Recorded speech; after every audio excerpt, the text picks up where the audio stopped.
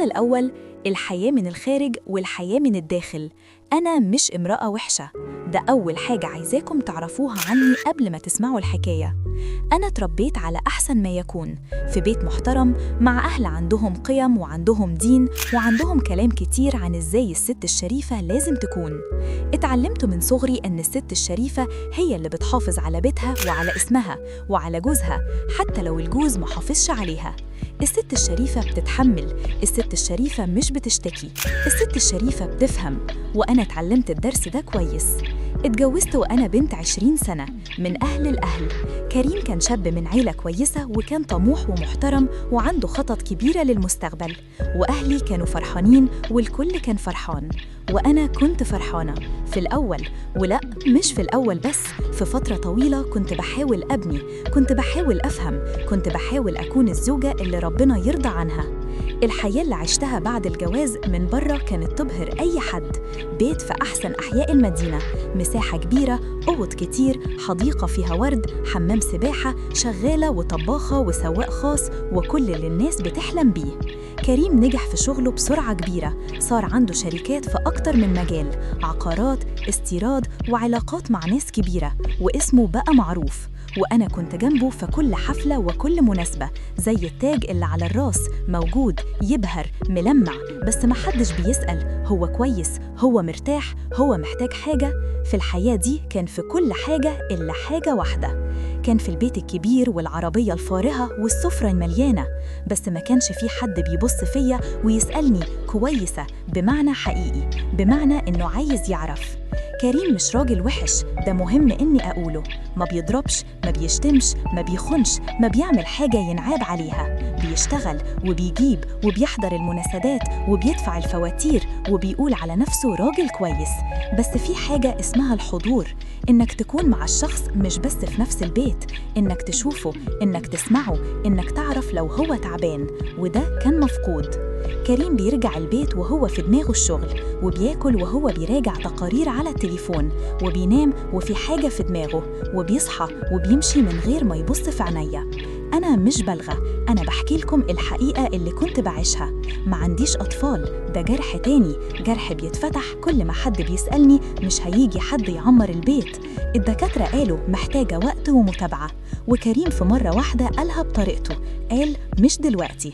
وعدى اليوم ده وأنا ماسكة دموعي في الحمام ومحدش شاف. مرت سنة وسنتين وثلاثة وبعدين 7 سنين وأنا بتعلم إن الست الشريفة بتتحمل، و7 سنين وأنا شايلة الابتسامة في الحفلات والبيت والمناسبات، و7 سنين وأنا بحاول أملى الفراغ بمشتريات وزيارات وانشغال من غير ما يكون في جوهر، و7 سنين وأنا بقنع نفسي ده الجواز وكل الستات بيتحملوا. في اليوم ده، اليوم اللي كل حاجة فيه اتغيرت، كريم كان في عشاء مهم مع شركاء من الخارج. من الصبح قال لي هيكون ليلة طويلة، ما تستنيش. قلت له تمام، وقعدت وحيدة في البيت الكبير. الشغالة في أوضتها، الطباخة راحت، والصمت كان بيملى كل ركن، والجو كان بارد، والساعة كانت 11 بالليل لما بدأ الألم. الفصل التاني نص الليل، الألم بدأ خفيف زي ما يكون غاز أو تعب عادي. قلت لنفسي هيعدي، ما عداش، بالعكس بدأ يزيد وزاد تاني. وجه وقت حسيت فيه إن الدنيا بتدور من تحتي وأنا مش قادرة أقوم من السرير. الألم كان ضارب من جنبي البطني زي سكاكين بتتحرك. حاولت أقوم، ما قدرتش. حاولت أتنفس، التنفس كان تقيل. وفضلت أفكر أكلم مين. كريم فكرت، وبعدين فكرت تاني، هو في عشاء مهم مع ناس مهمة، هيزعل، هيحس إني بعمل مشكلة، هيجي ومزاجه متعكر، وحتى لو جه هيتكلم بطريقة بتخليني أحس إني غلطانة إني تعبت. مش بقوله ده عشان أشوه صورته، بقوله عشان ده اللي اتعلمته على مدار 7 سنين. وبعدين حسيت بحاجة بايخة، حاجة اتعلمتها من زمان، إن احتياجي لازم يكون بشكل مش مزعج. دورت على التليفون وكتبت رسالة للدكتورة بتاعتي، ما ردتش والألم كان بيزيد. اتصلت سامي السواق، الراجل اللي شغله يودي ويجيب، اللي موجود من 4 سنين، اللي بيصحى الصبح بدري ويستنى في الأوتوماتيك. ما فكرتش ليه اخترته، بس حسيت بأمان أكلمه، أمان من غير مشكلة، من غير ضجة، من غير ما حد يزعل. سامي رد على التليفون في أقل من 3 رنات، صوته كان صاحي وهادي. قلت له بصوت مرتجف: سامي أنا تعبانة، محتاجة أروح مستشفى. قال لي أنا نازل دلوقتي، اتصلي بالعمارة يوقفوا العربية قدام. في 5 دقايق كان واقف تحت. لما نزلت كنت شايلة نفسي بصعوبة، وجهي شاحب وإيديا باردتين، والألم كان زي ما حاجة بتضغط من جوه. سامي شافني وفي عينيه تعبير مختلف، مش تعبير الموظف اللي بيعمل شغله، تعبير الإنسان اللي بيشوف حد محتاج. قال لي تقدري تمشي ولا لازم أساعدك؟ قلت له أقدر، بس خطواتي كانت بطيئة، وهو مشي جنبي بالهدوء لحد ما وصلنا العربية. طول الطريق للمستشفى ما تكلمناش كتير، هو ركز في القيادة وكان ماسك الفولانتي بثبات، وكان بيمشي بسرعة بس بأمان. الراديو ما كانش شغال، الصمت في العربية كان نوع تاني، مش صمت الفراغ، صمت حد موجود. مرة واحدة في الطريق قالي وصلنا قريب، ما تخافيش ما تخافيش. كلمتين بسيطتين بس حسيت فيهم بحاجة ما حسيتهاش من وقت طويل. في الإسعاف دخلوني فوراً، الدكاترة عملوا الفحوصات، وبعد شوية قالوا حصاة في الكلى، مؤلمة جداً بس مش خطيرة. أعطوني إبرة مهدئة وقالوا هنراقبك. رقدت في الإسعاف والألم بدأ يخف، والوقت كان بيمشي. كنت بقوم بعيني بشوف الساعة 12:30، 1:15، 1:15، الساعة 2. طلعت من الإسعاف الساعة 2:15، وكان سامي لسه قاعد على الكرسي البلاستيك اللي في الكوريدور وحده، التليفون في حجره. الساعة 2:15 الفجر، والهواء البارد بيجي من الباب المفتوح، وهو كان قاعد. لما شافني طالعة قام بسرعة وجه نحوي، قالي كويسة؟ بصيت فيه وأنا مش قادرة أتكلم. قلت له أيوة شكراً يا سامي، الله يجزيك خير. قالي عندك دواء تاخدي؟ قلت له كتبوا روشتة أخدها الصبح. قالي في صيدلية فاتحة قريبة، أخدك تاخدي الدواء دلوقتي عشان الألم ما يرجعش. قلت له لأ، روح اتعب، هاخد الدواء الصبح. قالي زي ما تأمري. مشينا في الكوريدور وأنا في دماغي سؤال مش قادرة أبعده، ليه هو قعد شغله إنه يودي ويجيب، ينزلني ويمشي، يستنى في العربية لو محتاجة، بس مش من شغله إنه يقعد في مستشفى على كرسي بلاستيك لمدة 2 ساعتين. بس قعد. رجعنا البيت في صمت، وأنا طلعت من العربية وقلت له تصبح على خير، والله شكرتك بجد. قالي ربنا يشفيكي، اتكلمي لو في حاجة في أي وقت. ودخلت. كريم رجع في الساعة 4 الفجر، سمعت الباب ودخل الأوضة التانية من غير ما يجي. الفصل الثالث، الصبح والسؤال اللي مجاش. الصبح صحيت تعبانة من الألم اللي فات، بس في داخلي كان في حاجة تانية، حاجة غريبة مش قادرة أحطها في كلام. كريم كان قاعد في السفرة بياكل إفطاره ويراجع رسايل على التليفون. قعدت جنبه وقلت له أنا تعبت الليلة، رحت مستشفى. رفع راسه، قال لي إيه مستشفى؟ ليه؟ قلت له حصاة في الكلى، الألم كان شديد جدا. قالي ليه ما كلمتيش؟ بيا وقفت. قلت له كنت في عشا مهم. قالي طب المفروض تكلميني على أي حال، أنا جوزك. الجملة دي وقعت على أذني بطريقة غريبة، أنا جوزك، كأنه بيشرح لي معلومة ما كنتش عارفاها. قالي مين وداكي؟ قلت له سامي. قالي تمام خلاص، أنا هتصل بالدكتور بتاعنا يشوفك. وعدى على الموضوع، ما سألنيش بتوجعك دلوقتي، ما سألنيش كنت خايفة، ما سألنيش كنت وحيدة في المستشفى، ما سألنيش مش قلقان عليكي. وقام ولبس وراح شغله. في نفس اليوم بعد الظهر كنت رايحة السوبر ماركت، سامي وداني. في الطريق قبل ما أنزل من العربية قال لي إزيك النهاردة؟ الألم خف؟ قلت له أيوة أحسن شكراً. قال لي ربنا يكمل العافية، وبالمناسبة شرب مية كتير بيساعد جداً مع الحصى، وما تأخريش الدواء. قلت له إن شاء الله. قال لي دكتورة أختي كانت عندها نفس المشكلة، قالت إن الدواء من أول يوم بيفرق كتير. ابتسمت، مش عشان الكلام كان عظيم، بس عشان حد بيفضل يفكر في الموضوع بعد ما عدى، حد بيهتم بتفصيلة صغيرة، حد بيسأل. في البيت في الليل فكرت في الفرق بين السؤال اللي مجاش والسؤال اللي جه، في الفرق بين حد موجود في نفس البيت وحد موجود فعلاً. وما كنتش قادرة أوقف التفكير، مش عشان سامي حاجة خاصة ليا، مش عشان في نية تانية، بس عشان العمر كشف لي حاجة كنت بتجاهلها من وقت طويل، إن الفراغ اللي جوايا ما كانش مجرد فراغ عادي، كان فراغ بيكبر، وإن الناس ممكن تعيش جنب بعض لسنين من غير ما تكون مع بعض فعلاً. الفصل الرابع، لما البصر يتغير. في الأيام اللي بعدت كده ما عملتش حاجة مقصودة، ما كنتش بدور على حاجة، ما كنتش بخطط لحاجة، ما كانتش في نيتي حاجة غلط.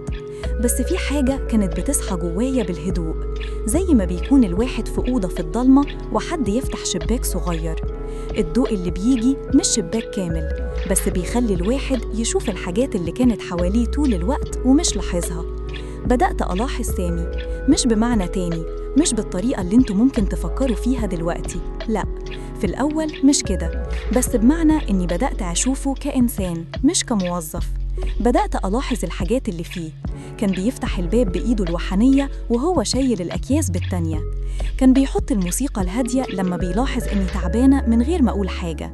كان بيختار طريق أطول شوية لو الطريق الأسرع كان فيه زحمة ومعصب. كان بيحضر المياه في العربية في يوم الشمس بدون ما أطلب. حاجات صغيرة بس فيها اهتمام، فيها ملاحظة، فيها حضور. في يوم كنت نازلة وأنا شايلة أكياس تقيلة من التسوق، جه بسرعة من غير ما يستنى أطلب. قال لي أنا آخد ده. قلت له لأ، أنا تمام. قال لي أنت لسه بتقصري من الأسبوع اللي فات، ما تحمليش تقل. بصيت فيه، إزاي عارف؟ أنا ما قلتلوش إني لسه بحس بألم خفيف، ما قلتلوش حاجة. اديت له الأكياس من غير ما أقول حاجة. في البيت فضلت أفكر في اللي قاله، وحسيت بحاجة غريبة، نوع من الدفى، من حد بيلاحظ الصغيرة قبل الكبيرة. وبعدين جه الإحساس التاني، الإحساس بالخوف من نفسي. قلت لنفسي إيه اللي بيحصل؟ قلت لنفسي محدش بيعمل حاجة غلط، هو بيشتغل وأنا ممتنة لمحله.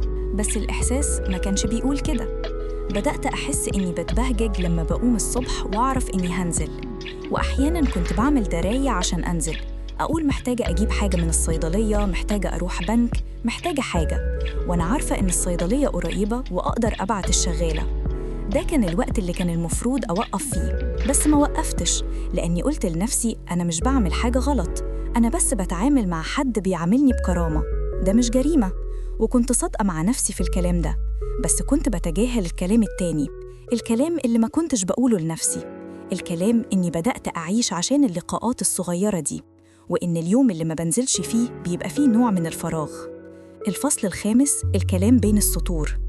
كريم في الفترة دي كان متعصب، شركة فيها مشاكل، شريك ما بيلتزمش، صفقة اتأخرت، وكل يوم كان بيجي بضغطه.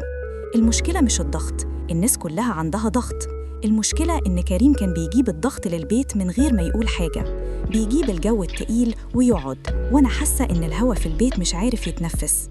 أحاول أسأل، يرد بجمل قصيرة، أحاول أسمع، يقول مش دلوقتي، أحاول أكون موجودة، يروح يقفل نفسه في المكتب للساعة 11 الليل، وأنا كنت وحيدة في نفس البيت معاه. الوحدة اللي جوه بيت فيه حد أصعب من الوحدة اللي بتكون لوحدك فعلاً. في الوقت ده كنت بروح جلسات عند دكتورة نفسية من فترة ما كنتش بقول لكريم لأنه كان هيقول إني ببالغ أو بشوف مشاكل مش موجودة. الجلسة في يوم واحد كانت صعبة جداً. تكلمنا عن وحدتي، عن إحساسي إني غريبة في بيتي، عن إني مش قادرة أقول لحد إني مش كويسة، عن إن الأيام بتعدي وأنا حاسة إن حياتي زي ما تكون بتتمر على حد تاني وأنا بشوفها. طلعت من الجلسة ووشي كان تقيل بالهم. ركبت العربية، سامي شافني في المراية، ما قالش حاجة. بعد شوية قال لي بصوت هادي، انتي بخير، وشك تاني النهاردة. قلت له النهاردة صعب شوية. قال لي حاضر، مفيش لازم تتكلمي، بس لو عايزة تتكلمي أنا موجود. ما حسيتش بالجملة دي من وقت طويل. بكيت في العربية، بكيت، مش بكاء خفيف، بكاء حقيقي من جوه، من مكان عميق. وسامي ما قالش حاجة، ما قالش اوعي تبكي، ما قالش كل حاجة هتبقى تمام، ما قالش خليكي قوية. وقف العربية على جنب وقعد في مكانه، وفضلت أبكي لحد ما خفت. لما هديت بعد فترة قال لي عايزة توصلي البيت؟ قلت له أيوة. قال لي حاضر. في الطريق قال لي بهدوء كل واحد عنده تقل ومش لازم تشيليه لوحدك. ما ردتش، بس الجملة دي فضلت في دماغي طول الليل وطول اليوم التاني وتلاتة. في البيت كريم سألني انتي كنتي فين؟ قلت له جلسة مع دكتورة. قال لي ايه دكتورة؟ قلت له بس كنت تعبانة شوية. قال لي طيب روحي نامي، ومشي. وأنا وقفت في الأوضة وبصيت في الحيطة وفكرت في الفرق بين روحي نامي وبين أنا موجود. في الفرق بين حد بيسمع صوتك وحد بيسمعك، في الفرق بين حد موجود في حياتك وحد معاك فعلاً. الفصل السادس، الحافة. كريم سافر في رحلة عمل ل3 أيام. في اليوم التاني من سفره الليل كان تقيل على قد ما يكون. الوحدة أحياناً بيكون ليها صوت الساعة في الليل، صوت الهوا في الستاير، صوت الصمت اللي بيدوي. وأنا كنت في البيت الكبير ده وحيدة، وكنت حاسة بتقل مش قادرة أسميه. نزلت من غير ما يكون عندي هدف واضح. قلت لنفسي هروح أجيب حاجة من الصيدلية. اتصلت بسامي، وبعد ما ركبت العربية قلت له الصيدلية. وأنا بقول الكلمة دي كنت عارفة إني مش محتاجة أروح صيدلية. في الصيدلية جبت حاجة بسيطة، وفي الطريق للرجوع ما قلتيش روح البيت، وهو ما سألش. مشينا. الليل كان فيه هوا بارد وشوارع هادية، ومشينا لفترة طويلة. مرينا على ميدان فيه نافورة، مرينا على كورنيش، مرينا على جنينة كبيرة فيها ناس قليلة. وأنا بشوف من الشباك وكنت حاسة بنوع غريب من الراحة، نوع من إحساس إن أنا موجودة، إني مش بس جزء من بيت ومن حياة أكبر مني. في لحظة وقف على جنب وما قالش حاجة. فضلنا في الصمت دقيقة أو 2 من غير كلام، وبعدين قال لي بصوت هادي ومحسوب: أنا خايف عليكي يا مدام نادية. نظرت في المراية ولقيت عينيه بيبصوا فيا. قلت له من إيه؟ قال لي من اللي بيحصل. انتي وأنا الاتنين عارفين إن في حاجة، وأنا مش عارف إيه الصح اللي مفروض أعمله، بس أنا عارف إن الحاجة دي لو فضلت ماشية هيجي يوم مش هنقدر نرجع. قلبي ضرب بسرعة، مش لأنه قال حاجة غلط، بالعكس لأنه قال الحق، لأنه سمى الحاجة اللي أنا كنت عايشاها بس ما كنتش قادرة أعترف بيها. وفي اللحظة دي كان عندي خيارين: إما أتجنب وأقول ما في حاجة، أو أعترف إن في حاجة وأوقفها. اخترت الأصعب والأصح. قلت له رجعني. قال لي بهدوء حاضر، ورجعنا. في الطريق للبيت ما قلناش حاجة، وأنا بشوف الشوارع وفي دماغي كلامه: خايف نعدي حد ما ينفعش نرجع منه. معناه إنه حس، معناه إنه عارف، معناه إن مش أنا بس. ومش عارفة هل ده اللي خوفني أكتر ولا اللي ريحني. نزلت من العربية من غير ما أبص فيه. قلت له تصبح على خير. قال لي الله يصبحك بالخير. دخلت البيت وقعدت على الأريكة في الضلمة، وأنا شايلة الكيس من الصيدلية في إيدي، وعارفة إن الدواء ما كانش ليه لازمة، وعارفة إني خرجت عشان حاجة تانية. صليت في الليل ده ركعتين طويلتين، وطلبت من ربنا إنه يثبتني ويرحمني، ونامت وأنا مش عارفة هل تبت فعلاً ولا بس تعبت. الفصل السابع، لما الأسرار بتتحرك الحياة فيها عيون كتير. في البيت الكبير في حد دايماً شايف ومش قادر يسكت. الشغالة، الطباخة، الحارس اللي قدام البيت، كلهم عندهم عينين وأذنين وذاكرة. وأنا كنت ساذجة لأني حسيت إن محدش بيلاحظ. في يوم واحد كريم رجع بدري من الشغل. ده ما بيحصلش، كريم دايماً بيرجع متأخر. لما دخل البيت وشه كان مختلف، في حاجة في عينيه مش عادية، في طريقة مشيته، في طريقة ما بصش فيا من أول وهلة. جيت أقابله في الصالة، قال لي عايز أتكلم معاكي. قعدنا في السفرة وقال لي حد قال لي إنك بتنزلي مع السواق وقت متأخر من الليل، مش لحاجة واضحة. نفسي وقف. قلت له رحت صيدلية. قال لي الصيدلية دي بتاخد 1.5 ساعة في الليل صمت. قال لي نادية أنا بسألك سؤال، رد عليا بصراحة، إيه اللي بيحصل؟ وأنا وقفت في اللحظة دي وعرفت إن مفيش حاجة أقولها هتكون كافية، مش عشان عملت حاجة، بس عشان اللي كان بيحصل جوايا كان أصعب من إنه يتشرح في كلام. إزاي بشرح إني كنت وحيدة؟ إزاي بشرح إن حد واحد سأل كويسة وده غير كل حاجة؟ إزاي بشرح للجوز اللي ما سألش إن غيره سأل؟ قلت له ما حصلش حاجة كريم. قال لي طب ليه 1.5 ساعة ما ردتش؟ كريم ما رفعش صوته، ما ضربش، ما شتمش، ما كانش من النوع ده، بس وقف وبص فيا نظرة طويلة وقال لي مش هيفضل بيحصل، ومشى. في اليوم التالي قال لي بهدوء صرفت سامي، مش هيكمل شغله هنا من النهاردة. قلت له كريم أنا بقولك ما حصلش حاجة. قال لي أنا عارف بس مش هيكمل، وعدى على الموضوع. وأنا وقفت وحاولت أفهم. ده الراجل اللي ما سألنيش ولا مرة أنا كويسة، اللي ما جاش المستشفى، اللي لما قلت له تعبت قال لي روحي نامي، اللي لما قلت له تعبانة من جوه ما سألش من إيه، وده هو اللي بيقرر. مش بيسأل، بيقرر. مش بيجي، بيطرد. وأنا في اللحظة دي ما بكتش، بس حسيت بشيء أتقل من البكاء. حسيت بفراغ تاني، فراغ مختلف، فراغ الحاجة اللي كانت موجودة وراحت. الفصل الثامن. حكمي عليا دلوقتي، أنا جالسة وبحكي لكم. كريم لسه معايا، ما اتطلقناش. الحياة ماشية بشكلها الظاهري، بيت كبير، سفرة مليانة، عربية في الأوتوماتيك، بس سواق جديد ما بيعرفش يوقف على جنب. وسامي راح من حياتنا، ومعاه راحت حاجة. مش بقول لكم إن اللي حصل كان صح، مش هشرح لكم وأقول أنا محقة في كل حاجة، بس بقول لكم الحقيقة كلها من غير زيادة ومن غير نقص. أنا ركبت عربية وبكيت في عربية، ومشيت في شوارع الليل وقلت له رجعني. ما حصلش حاجة بالمعنى اللي الناس بيفكر فيه، بس حصل حاجة تانية. حصل إني فتحت جزء مني كان مغلق من 7 سنين، وحاجة دخلت فيه وأنا ما قلتلش لأ من أول لحظة، وكنت المفروض أقول. هل الخيانة ممكن تكون بالإحساس بس من غير أي فعل؟ هل الغلطة كانت فيا ولا كانت في السنين اللي فاتت؟ في الجوز اللي ما سألش في البيت الكبير الفاضي؟ في واحدة كانت بتكبر كل يوم ومحدش شاف؟ أنا مش بقول لكم إن اللي حصل كان صح، ومش بقول لكم إن الغلطة كلها على كريم وأنا بريئة. الصح والغلط أعقد من كده، بس بقول لكم إن في إنسانة كانت محتاجة حد يسأل، كويسة، وحد سأل، ومش الراجل اللي كان المفروض يسأل. وده هو اللي هد كل حاجة. صورة فاضلة في دماغي مش هقدر أنساها. ممر مستشفى، الساعة 3 الفجر، كرسي بلاستيك وراجل قاعد عليه لوحده، مش من شغله، مش لأن حد طلب منه، بس قاعد. وده وحده كان كافي إنه يكسر حاجة جوايا. دلوقتي انتوا اللي لازم تحكموا، مش أنا. أنا حكيت لكم كل حاجة، ما خبيتش حاجة، ما زينتش، ما كدبتش. بسألكم، هل كنت على حق ولا كنت غلطانة؟ هل في موقفي كنتوا هتعملوا نفس الحاجة ولا كنتوا هتختاروا شكل تاني في حياتكم؟ مريتوا بيوم حسيتوا فيه إن في حد شايفكم فعلاً، مش بس موجود، بس شايفكم. قولوا رأيكم، أنا محتاجاه. هل كنت على حق أم على خطأ؟